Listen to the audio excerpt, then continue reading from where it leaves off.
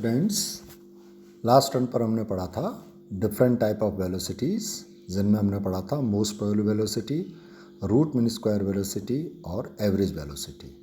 और उसके साथ ही मैंने आपको इन तीनों वेलोसिटीज़ में रिलेशन भी बताया था कि किस प्रकार से ये वेलोसिटीज़ एक दूसरे से कोरिलेट होती हैं या संबंधित होती हैं। आज हम पढ़ेंगे Maxwell distribution of the molecular velocities. Maxwell distribution को पढ़ने से पहले हम वापस अपनी काइनेटिक थ्योरी ऑफ गैसेस के पोस्टुलेट्स पर जाते हैं। हमने देखा था कि किसी भी पात्र के अंदर गैस के अणु बिना किसी बाधा के एक दूसरे से बिना बाधित हुए गति करते हैं। मॉलिक्यूल की वेलोसिटीज़ कोलिजन के साथ चेंज होती रहती है और मॉलिक्यूल्स आपस में टकराते हैं, साथ ही पात्र की दीवारों से भी टकराते हैं, जिससे उनकी काइनेटिक एनर्जी में चेंज होता है। लेकिन ओवरऑल पूरे गैस की काइनेटिक एनर्जी या टोटल एनर्जी कांस्टेंट रहती है। इसका अर्थ ये हुआ कि मॉलिक्यूलर वेलोसिटीज़ या किसी इंडिविजुअल मॉलिक्यूल की वेलोसिटी कांस्टेंट नहीं होती। लेकिन मैक्सवेल एक वैज्ञानिक थे जिन्होंने ये बताया कि यद्यपि किसी एक मॉलिक्यूल की वेलोसिटी निकालना मुश्किल है, परंतु हम एक रेंज में मॉलिक्यूल की वेलोसिटीज़ को डिफाइन कर सकते हैं या परिभाषित कर सकते हैं कि इस रेंज के अंदर मॉलिक्यूल्स की वेलोसिटी ये होगी।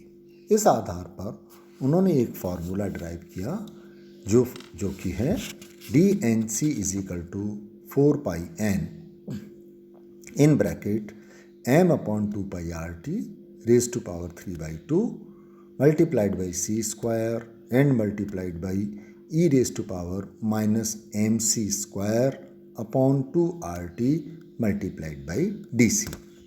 जहाँ पर डिफरेंट टर्म्स हैं n किसी भी गैस के अंदर total number of molecules, capital M gas का मोलर मास या मॉलिक्यूलर वेट, डीएनसी उन मॉलिक्यूल्स की संख्या है जिनकी वेलोसिटी c और c+dc की रेंज में है। T गैस का एब्सोल्यूट टेम्परेचर है, R गैस कांस्टेंट है, c जनरल वेलोसिटी है। इसी इक्वेशन को यदि हम n को लेफ्ट हैंड साइड में लाएं तो ये डिनोमिनेटर में आएगा और ये इक्वेशन बन जाएगी dnc/n = 4 pi m upon 2 pi RT raised to power 3/2 c square e to the power minus mc square over 2 RT multiplied by dc। अब यहाँ पर dnc/n क्या है? ये वास्तव में टोटल अणुओं में से अणुओं का वह अंश है जिसकी वेलोसिटी c और c+dc के बीच में है, या प्रैक्टिकली जिसकी वेलोसिटी c है। इसकी वैल्यू किस पर डिपेंड करती है? dnc/n डिपेंड्स ऑन, जैसा कि फॉर्मूले से क्लियर है, molecular weight of the gas and also on the temperature of the gas. अतः किसी दिए गए टेम्परेचर पर dnc/n एक कांस्टेंट है, क्योंकि गैस का अणु भार भी कांस्टेंट है और टेम्परेचर भी हमने कांस्टेंट कर दिया है। इसी समीकरण को यदि हमें दूसरे प्रकार से लिखें प्रोबेबिलिटी की टर्म में, तो हम कैसे लिखेंगे? Probability P = 1/n dnc/dc = 4 pi m upon 2 pi RT raised to power 3/2 multiplied by c square multiplied by e to the power minus mc square over 2 RT, जहाँ पर P is the probability which is equal to 1/m dnc/dc। ये जो probability है, इस probability और गैसों molecules की velocity के बीच में हम ग्राफ खींचें डिफरेंट टेम्परेचर्स पर। मान लिया अलग अलग टेम्परेचर हमने लिए और एक ग्राफ खींचा किस किस के बीच में? The probability of the molecules having the velocity between c and c+dc and the velocity, then the nature of the graph is like the figure. तब ग्राफ अलग अलग टेम्परेचर पर दिए गए फिगर के अनुसार प्राप्त होते हैं।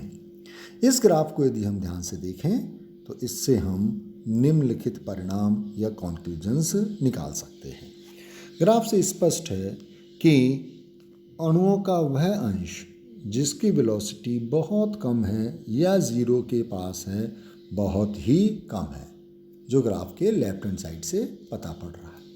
इसी प्रकार मॉलिक्यूल्स का वह अंश जिसकी मॉलिक्यूलर वेलोसिटी बहुत ज़्यादा है वह भी बहुत कम है, यानी ग्राफ का लेफ्ट हैंड साइड भी बहुत लोअर वेलोसिटी की साइड में है, ग्राफ का राइट हैंड साइड भी वेलोसिटीज़ के मोलर फ्रैक्शंस के बहुत कम साइड में, यानी बहुत कम वेलोसिटी रखने वाले मॉलिक्यूल्स या बहुत अधिक वेलोसिटी रखने वाले मॉलिक्यूल्स का अंश बहुत कम होता है।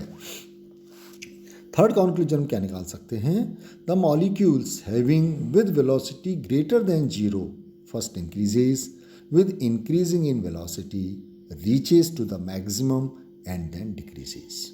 इसका अर्थ ये हुआ कि उन अणुओं का अंश जिनकी वेलोसिटी बहुत कम है वह प्रारंभ में बहुत कम होता है, लेकिन धीरे धीरे धीरे ये बढ़ता है, एक मैक्सिमम लेवल पर पहुंच जाता है, उसके बाद ही फिर ये वापस डिक्रीज होना शुरू हो जाता है। वो वेलोसिटी जो कि किसी भी ग्राफ के मैक्सिमा को दर्शाती है, उस वेलोसिटी को हम मोस्ट प्रोबेबल वेलोसिटी या अधिकतम संभाव्य वेग कहते हैं।